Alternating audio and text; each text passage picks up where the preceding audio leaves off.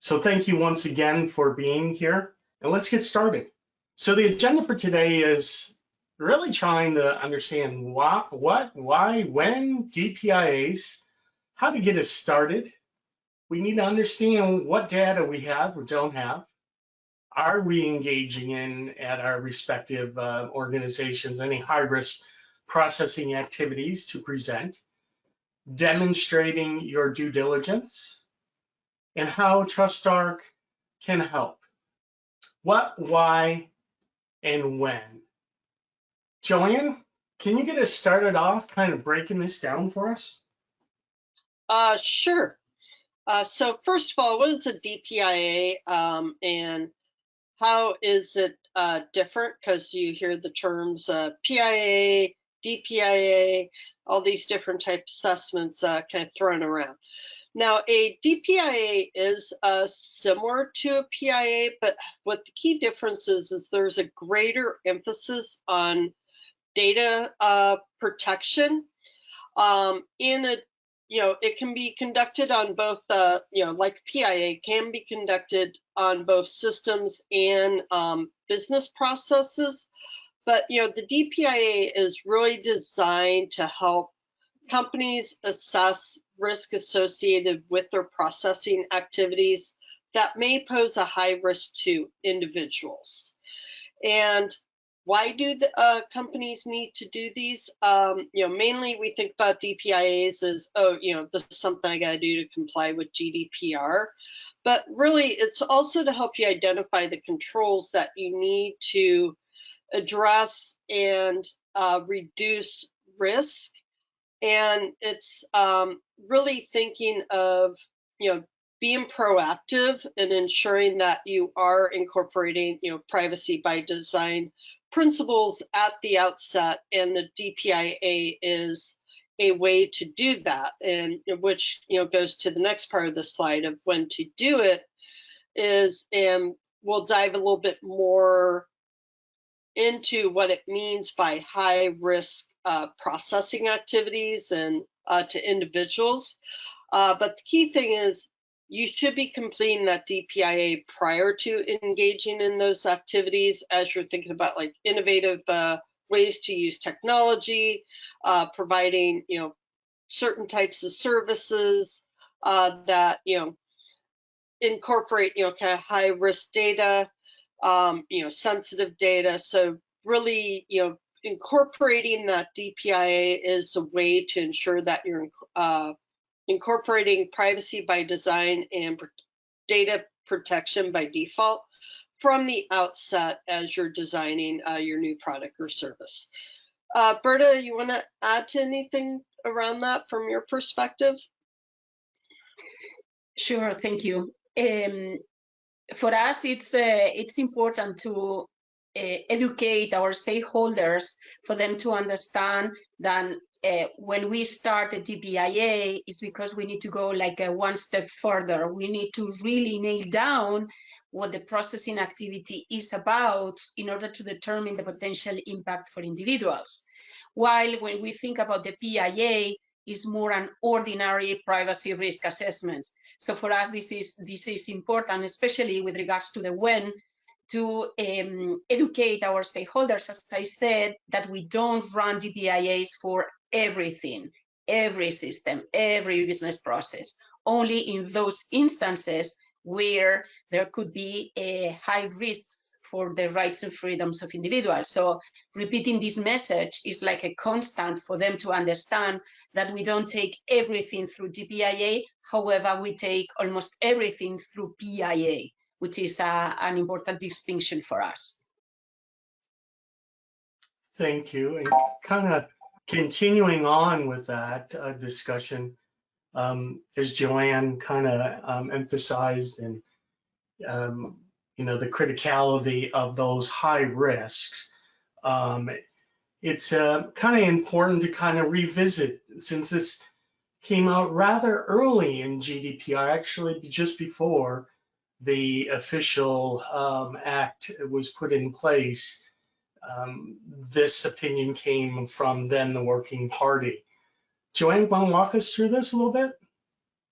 Sure. So as you can see, the 10 key categories that are here. So if you look, what is considered high risk, you'll see definitely see some themes. Anything where you're doing any type of evaluation or scoring, doing any type of decision making using automated processes, new innovative technologies, and that might be using data that is classified as sensitive or under a special category, about the individual, such as health data, or thinking through the types of individuals that you're processing data about, whether it's children or patient data, research subjects, as a way of example, but and also looking at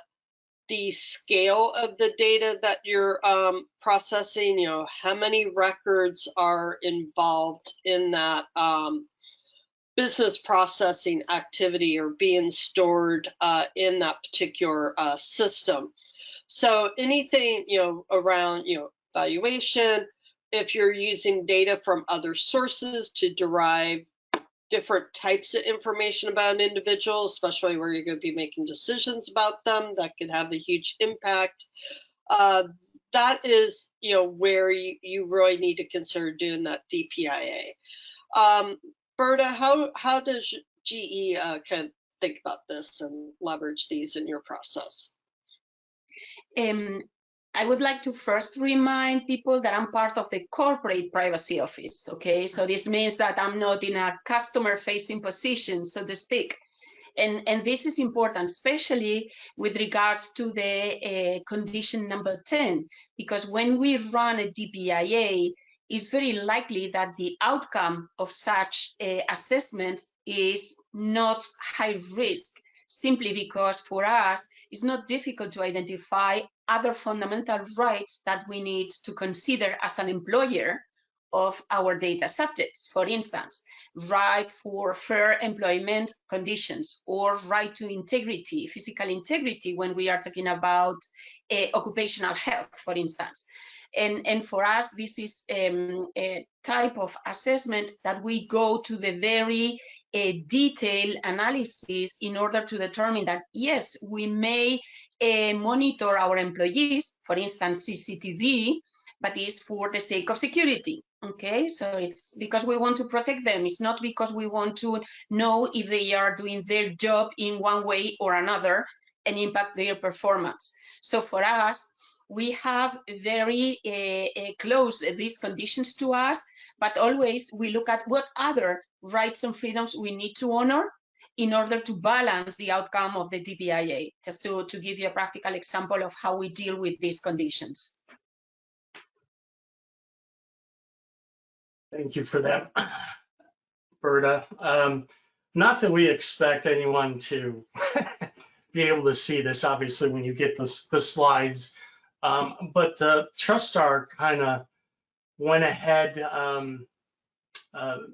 when that first categorization came out and started to, based on conversations with our various customers, we went ahead and kind of plotted a number of examples and descriptors of what that could be to help everyone kind of frame up in their mind, what exactly are we talking about, in each one of these particular areas. So this is just, benefit of being in the webinar and getting the slides.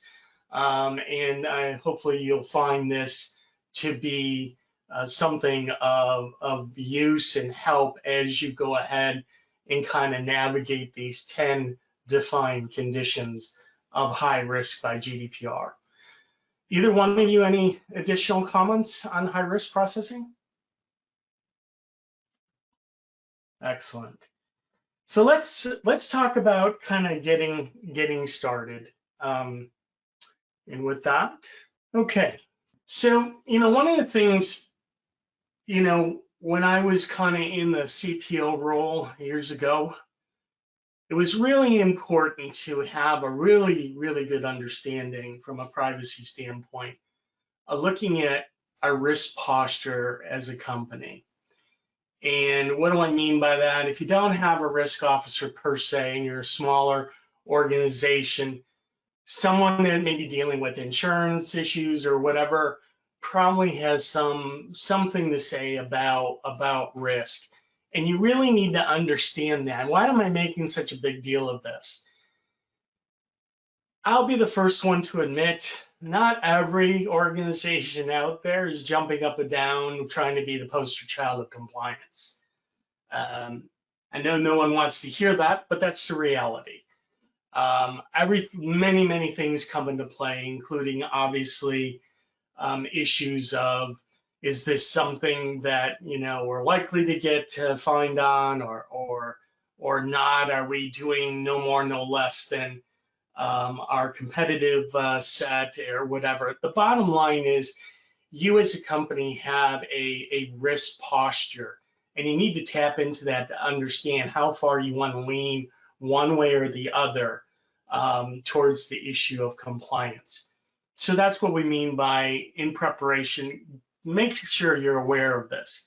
The second thing is identify internal, external areas where you may either be doing sensitive or just personal data processing, whether it's being done within your organization or outside the organization. I always start with the internal functions and just start thinking about what functions are collecting data, and then from there drill down, do we think that they're collecting personal data?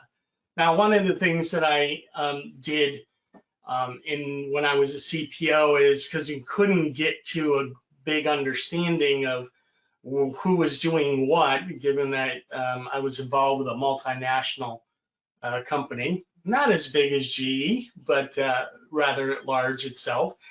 And one of the things I did was work with finance and track down contracts to at least find out who these various partners we may have externally, and at least connect internal person with someone from the supplier, vendor, whatever you want to call it, in hopes that starting the conversation of and tackling whether or not personal or sensitive data is indeed being processed on our behalf.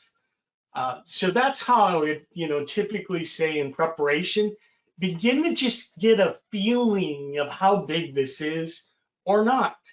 And then you could begin to, we'll talk about the next phase step, begin to kind of sort that out into different buckets to kind of eat this elephant, if you will, one bite at a time. As far as format and process, it could be done, a number of ways to your satisfaction, to your budget.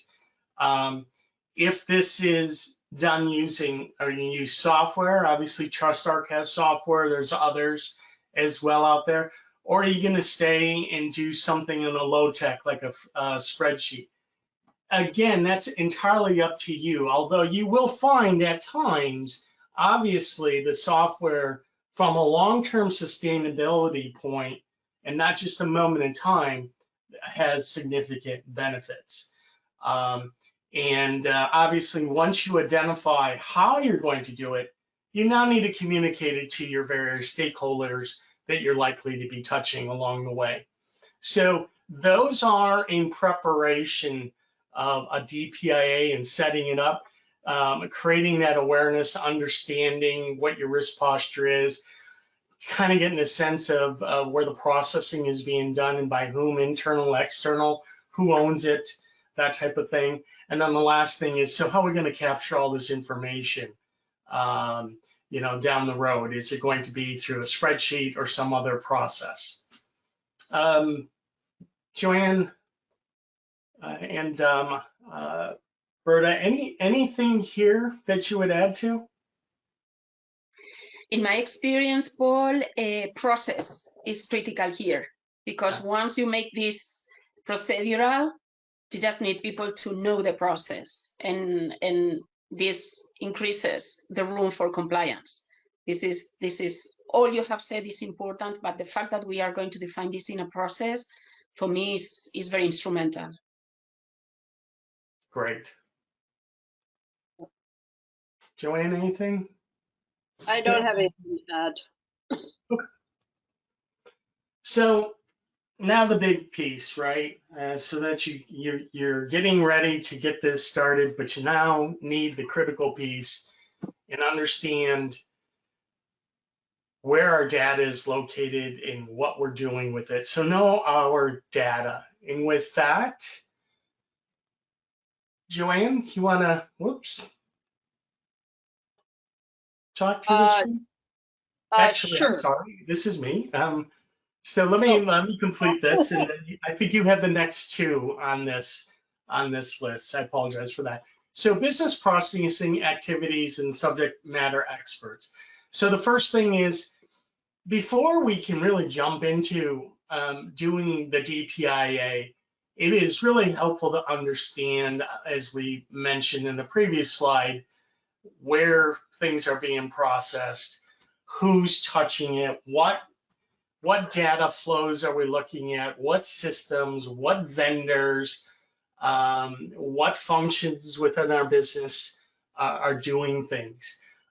And basically what we're looking for here are several critical issues besides the systems and the vendors. You're really beginning to look at what is actually passing through those pipes. So what type of sensitive data, what type of personal data, what type of, informational special categories in the words of GDPR or confidential information are you indeed beginning to collect in these processes that we're about to record? From there, you obviously need to put it into some sort of record. So again, whether you're doing it through software, whether you're doing it through spreadsheets, the important thing to understand here is really, as I mentioned, drilling down to understanding the level of sensitivity that you're dealing with and the type based on the data elements involved. Also important, as we know all too well, it's important for us to understand that systems and third parties that are involved. We really need to understand, are they too living up to a certain standard in these third parties? So we want to make sure that whoever may be doing it internally, but most importantly, who may be partners that may be processing this information for us externally, are basically handling the information and we're able to record it effectively. The last part is, if you're using software, there's usually a way for categorization, sorting, all those types of things. If you're not using software, you're going to do some long form of really looking across the data elements, looking across the things that you are gathering, and looking at those things and saying, because I'm collecting, I'll just, I'll deliberately use a special category.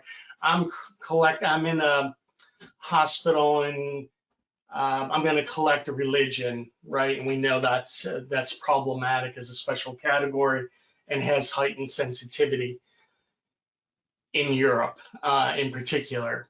And so the consequences there are, okay, I am clearly collecting highly sensitive information, and therefore I need to do a really rigorous due diligence in order to ensure that the data subject data is protected all the way and to the extreme. And I need to obviously do the DPIA and prove that. So the important thing here is understanding the origins, the transfers of information, and the inherent risks that are associated with that particular activity as that information has been collected. Joanne, anything else here? Yeah, and just kind of add on to the inherent risk component of the analysis on your business processing activities and your system records is really understanding, what is the potential impact on individuals, and understanding, if something were to go wrong, what is the severity of that impact, and really thinking about it in the terms of the rights and freedoms of the individual. And then also looking at what is the possibility of that, event to occur. And that's how you're going to, determine that inherent risk. What is your risk, in the absence of having any protections in place? What is that? And then, as you go through the process, that's where you're going to determine how the controls that you have in place help you manage and mitigate that inherent risk. Berta, you want to add anything to that? Sorry. Go ahead. Maybe a practical example of what you and Paul have shared, and also because, well, I'm very actively using my data inventory as for two reasons: my starting point and also my storytelling. Okay, so this is why I used it. And the example I have in mind is related to how can a system record take you to a high risk, not just inherent risk, but a residual risk too. So we start with a system that is high risk at the end of the process. Sorry. However, when you look at the business process and you are completing the record and you consider if you need a DPIA or not, the business process might not be high risk and hence no needed a DPIA. And the example could be a HR tool where you put a lot of different data, including, for instance, disability. That is a data element that is tracked here in Europe. However, it's tracked because you have certain legal obligations as an employer. So it's very unlikely that you are going to do anything creative with such data. So when you look at a business process that is HR data analytics, it's very unlikely that you are going to have a high risk, residual risk. Well, you could see it, but at the end, when you are completing the DPIA, the conclusion is low risk, because how can you negatively impact rights and freedoms of individuals when you are complying with the law? Because you need to prove your employee population includes a certain percentage of disabled people. Okay, so it's a good thing to complete the DPIA, and it's a good thing to look at freedoms and individual rights as well. But let's not think that it's going to take us to a high risk side of the house always. Okay, so I think this is a good example where you can deal with sensitive data, but for the sake of compliance with the law. So there is nothing, as I said, that is going to take us to the conditions that we have previously discussed. That's a great point, Berta.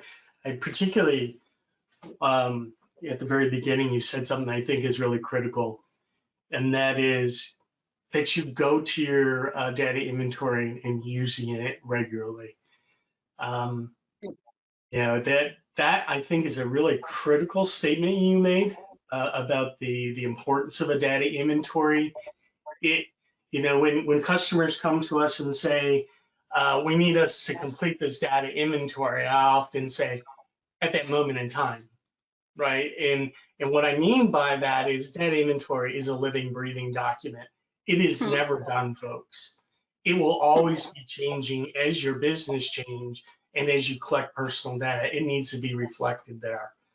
So if you're changing on suppliers regularly, particularly for marketing organizations that are changing, agencies doing special promotions, whatever it may be, keep in mind every time one of those shifts occur and they go ahead and launch something new that's collecting personal data, that needs to be reflected in a data inventory record. Whether you have one Uber record for all of marketing, which could be daunting for bigger companies, but maybe more manageable for those smaller ones. Keep that in the back of your mind, that those things need to be constantly updated and rarely sit on the shelf for 1 year at a time. So I think that's an important statement you brought up. So with that, let's continue on our journey. So this is, first step is get that inventory done so that we understand what we're dealing with and how to approach it. Why did it, okay. So this a little bit, Berta, I'll have you help me out a little bit with this. Obviously on the left-hand side, I just put it in there as for visual representation. So here's some of the high-risk business processing activities. And, you know, as we begin to look at this again from a GDPR lens, is this likely to be considered high risk? In other words, as you look at that particular record that you have collected and you look at all the data elements and what is going on, what's the purpose, intent of that business process, are you indeed engaging in high risk? If that is a yes, then you're going to have to do a DPIA. That is a requirement. Where, as you see here on the right-hand side, right, where you need to get into systemic description of the processing, assessment of necessity and proportionality, obviously an assessment of the risk to the rights, freedoms of the data subjects, and measures to address these risks. Those are the key elements that the DPIA needs to cover and get basically out to whoever owns that business process or whoever can answer the questions related to that business process. That assessment needs to get in their hands. Again, whether it's long form or software generated, it doesn't matter. Those are the areas that they're looking for. And if there is a residual risk, in other words, after you do everything and do all your mitigations to reduce the risk, do you still have a high residual risk? If that's the case, it will require you to consult with the appropriate DPA in Europe. So Berta, is this kind of aligned with what you typically see at General Electric? Yes. The only difference probably with the process you show here is that we have an internal consultation first, and we take through. Let me first say, sorry, that we are a binding corporate rules company, okay? So we have our own body that is intended to review any DPIA that is other than low risk, okay? So if we complete the DPIA assessments and we get low risk, obviously we are completing a process that ends there, okay? Doesn't mean that we have the opportunity to identify mitigating controls. We can certainly do it and even make conditional approvals, okay? Saying, yes, I approve this project, but you need to do X, Y, Z. However, if it's mid or high risk, the outcome of the DPIA, so we are talking about a residual risk here, not an inherent risk, then we activate an internal committee that is made by cyber lawyers, labor and employment lawyers, functional owners, us, the Corporate Privacy Office, and involves the DPO as well. And then we review the outcome of the DPIA assessment. So you see that is another level of review that is intended to discuss those residual risks that are either medium or high, because we don't want to face any opportunity to discuss this and consider that the initial outcome could be even more secure and reduce the outcome of the DPIA. Okay, again, we are not talking about customer data, consumer data, because we are corporate, but we talk about employee data, or we are talking about projects that we discuss with works councils. Okay, so let's not think that it's not an environment where we need to take care of this, but we take care of it in a different manner. And this internal committee, many times, is tough. Okay, so don't think that we are not taking or giving project owners a hard time sometimes, because we ask for very specific mitigating controls sometimes. Very interesting. So, somewhat similar to some of the experience that I had at my former employer. So good to know that we were all kind of aligned on some of that similar thinking. And you're right, it could be quite challenging, out there, particularly working. I don't know about your experience, my experience working with marketing organizations, even though I come from a marketing background, which certainly helped, is always a challenge and a learning opportunity, as I now say, for marketing organizations. Anything on your side, Joanne, you'd like to add? I don't have anything on this particular point to add. I think Berta really, hit on some key points here about, kind of the practical use case and how you would go through this analysis. And again, a lot of stuff that we're presenting, right, is the frameworks, right, that are typically out there. Obviously, the subtle nuances based on your culture, your organization, how you're structured as a privacy organization. All those things have to come into play in making it rather, if you will, kind of personalized and customized to your particular needs. So let's talk about getting at these things and actually conducting that DPIA. And Joanne, lead us through this, please. Sure.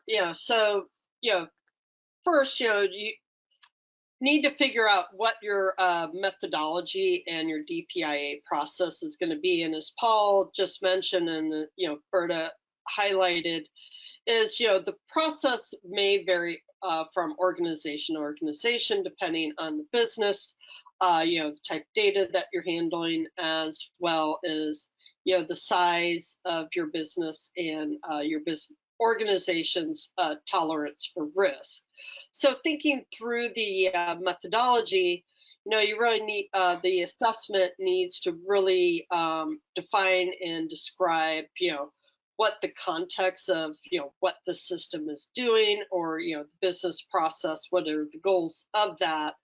And then analyzing, ensuring that the assessment is analyzing the measures that help you comply with the core requirements under GDPR, especially around those related to individual rights, and making sure that individuals are, informed of what the activities that you're doing that involves their data. And then also, as part of that assessment, is you're evaluating the risks that are associated with data security and ensuring that proper mitigations are in place.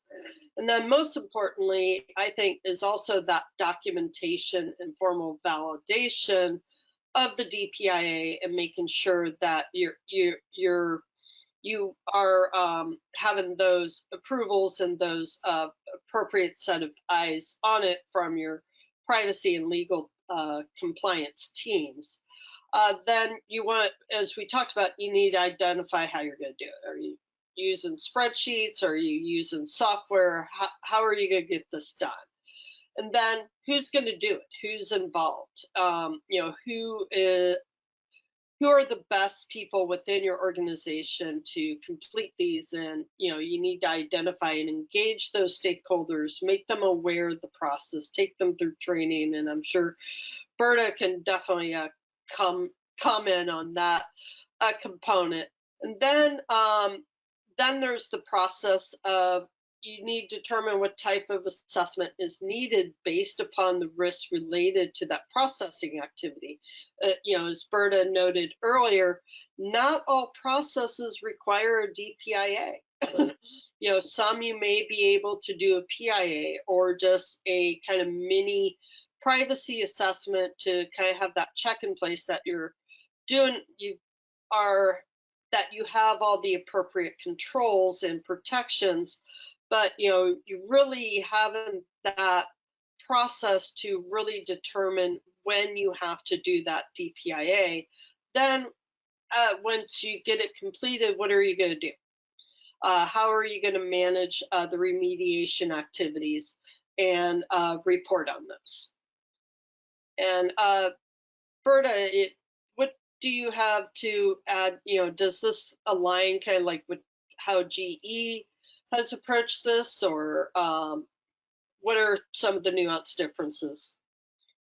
Yeah, indeed. Actually, it fully aligns because the way we have a structured privacy is like in a dual layer, because I'm representing the corporate privacy office, but I have also colleagues in business privacy offices. So the way they build their DPIA in terms of process is not necessarily the same as the one we use. However, we share the assessments. We share the type of questions we review when we are in front of a high-risk processing activity. So the flexibility of the process is what can take us to consolidate a robust DPIA assessment, because it doesn't matter who, but the type of review you do is substantial, is very aligned, because it takes us to the 10 conditions we have seen before. Doesn't matter who's working on it. Okay, so I think it's important. And you have said documentation. Documentation is key, because now we are in a very special moment in my company. We need to retrieve that documentation because we need to revisit our previous DPIAs. So I think this is also important to the audience, that the story to tell needs good documentation always. Otherwise, it's very difficult to evidence it. Excellent. So we've gone through, obviously, knowing your data, right? Actually, preparation, knowing your data, obviously doing a data inventory, and actually conducting the DPIA. The next piece of the puzzle is the ability to demonstrate due diligence. Let me kind of reflect on this for a moment. I'm sure you, like myself, are beginning to see a major shift in the privacy landscape, where, initially I think a lot of us, particularly in the United States, used to focus on handling privacy, much like, auditors did, right? We would basically do an audit, we would get some, a gap analysis, we introduced some changes, right, and trained, and then for the most part, and no offense to anyone, we embedded it as much as we could into the normal business, and moved on and went about business for the next year, and then we would do the cycle all over again. And that was sufficient back then, because you didn't have 200 different laws on the books. Now, obviously, with the changing landscape, the digital economy we're in, obviously the information economy in particular we're in, and the amount of information that is floating out there, and particularly personal information, that's all changed. And GDPR really ushered that in for us. And I suspect we're still, kind of learning, I dare say it, in the United States, how it is to understand this human right to privacy that clearly we don't have specifically laid out in the US Constitution. So the due diligence part and being able to demonstrate ongoing that we have a program is now becoming critical more than ever. Now, even with CPRA coming in, obviously with the other laws subject to coming in July, obviously Virginia and CPRA came in. All of those things have ushered in this notion of building a program and being able to demonstrate ongoing due diligence.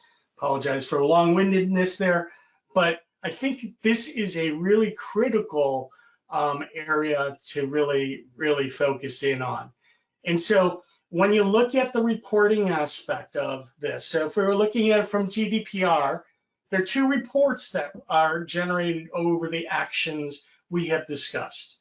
Number one, regarding the data inventory, you need to complete what's called a GDPR Article 30, which is a record of processing activities. So basically, the data flows, what is happening, who's receiving, who's processing, for what purpose, what intent, and so forth. All of those things are critical in the Article 30 coming out of the data inventory. As far as the DPIAs, you'll need to complete what is called an Article 35, which basically goes through, here's what we found, right? The various summary of here's who's the controller, here's who's doing the processing, again, purpose, the intent, what we found, how we mitigated against that, and what's the bottom line outcome. So those are reports that are required under GDPR, very specific. So if you were to look up Article 30, 35, they will give you very clearly exactly what is required. As far as current efforts, workflows, revalidations, again, this goes back to my statement about building a program, being able to demonstrate. And the important thing here is workflows and revalidations. So it's not a one and done, as I mentioned earlier. And this is where it really begins to hit home. You need to understand who owns these various workflows, right? Or who's going to be involved with them. You'll need to draft and implement a workflow for data inventory. How is that process kicked off? How is it maintained? How do we deal with identifying the risk? And then eventually determining whether I'm doing a DPIA or something else. And the other equally important thing that we often at TrustArc don't see a lot of people really paying attention to is there needs to be the ability to align and determine when to do revalidations, so that in this situation, we're determining frequency, when things need to be updated. Obviously, I mentioned changes in contract, changes in suppliers, vendors, right? Again, that are touching personal data. And those are typically, a lot of changes are usually in the marketing space. So be prepared to constantly understand and explain to your colleagues that you're going to have to maintain this like you maintain other stuff on an ongoing basis. Certainly with a DPIA is highly recommended every year to do something annually, but obviously if there's a great risk and a lot of change going on, you should be doing it whenever that change basically is significant enough to warrant a different outcome type of thing. And the last part of this, being able to demonstrate, right, is keeping your house in order, right? You need a centralized place where all of this stuff is stored. So if you're not using software and you're using more of a low-tech approach, again, nothing against that. It is the situation that you've chosen. We just need to navigate in there. So who has access to this? Who owns this shared drive, for lack of better terms? Who can access that? Obviously, you don't want to have it wide open, because again, these are the documents that will eventually be surrendered to, if you're in an unfortunate circumstance, to an authority that has requested information on whatever has brought them in, right? This is your first line, if you will, quote unquote defense to show basically those authorities. Any further thoughts on that, Berta or Joanne? You have referred to the supervisory authorities, but comparing the two approaches, software and other means to control this. It's also how to involve the DPO, that for us is critical. In many companies, my role is not completely separate to the role of the DPO, but in our case, the DPO is a key element of accountability and transparency. So the way we communicate with our corporate DPO is critical here to be able to demonstrate we are accountable to DPIA and what this means. And the fact that we use technology is helping us to ensure that we can also evidence that and track that. Okay, so I think this is something that is more frequent, actually, is probably part of the day-to-day operations, while if we look at the possibility that the authorities may knock at your door is more unlikely. But the fact that you need to work hand on hand with your DPO is something that is very close to the evidence of compliance. That's for sure. Joanne, anything further? No, I think Berta wrapped that up nicely. So in the interest of time, I'm going to get a couple of these questions in because I think they're important and very relevant. Some of them we may not get to. I apologize for that. We're recording your names and so forth, and we'll be able to send you something directly to your email as you go forward. So just a real brief, we do have some slides in here that do show screenshots of our software and some of the important callouts there that certainly help from a workflow automation, right, as well as some intelligence, thus the AI in this corner that is behind this, the algorithm. A lot of work done by Joanne, who's on this phone, is involved here so that we can get you an outcome that is well-versed across multiple laws as well as various frameworks and other accountability measures out there. But again, I'll let you go ahead and have those in your packet for you to take a look at. But I do want to ask a couple of questions that have come through. One, so Jeffrey, you basically said we're a SaaS provider who typically do high-risk processing for our clients. Accordingly, most of our clients do the DPIAs as controllers, which is norm.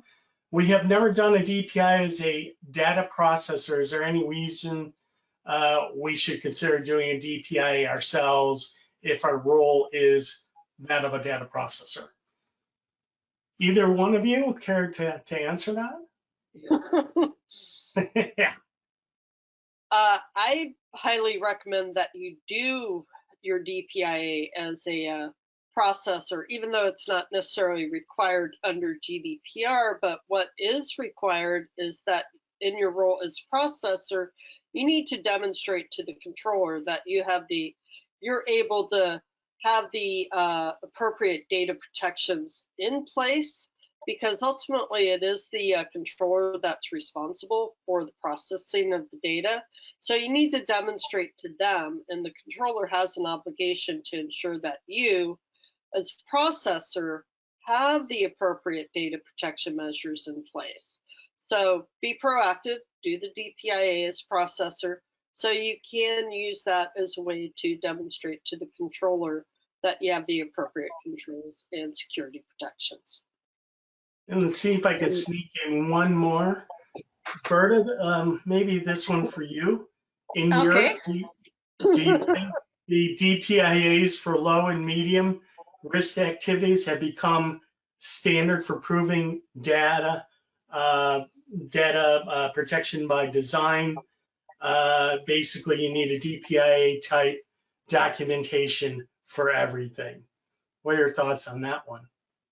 Yeah, and probably this takes us back to our initial conversations when discussing preparing the webinar. And probably this is what I would like to distinguish what is DPIA that we have talked a lot today here from privacy by design. And what I'm really keen and I'm always asking for is privacy by design at the earliest stage possible. And what you can do at that point is start a privacy impact assessment that is global. And talking to Joanne, I like to talk to Joanne a lot, and she made the point. So she made the point saying PIA is global. With PIA, you can go all over the world. That's true.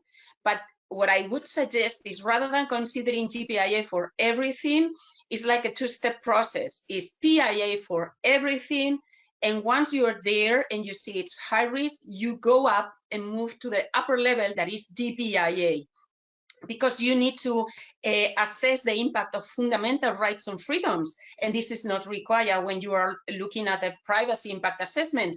That is, I'm doing this and I'm causing that. And this is not related to those privacy high risks. It's more related to what is the day-to-day from privacy by design point of view.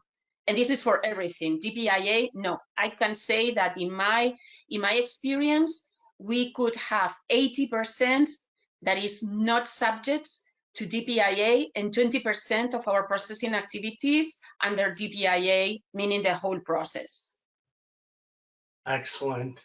So thank you, Berta. Thank you, Joanne, for joining me.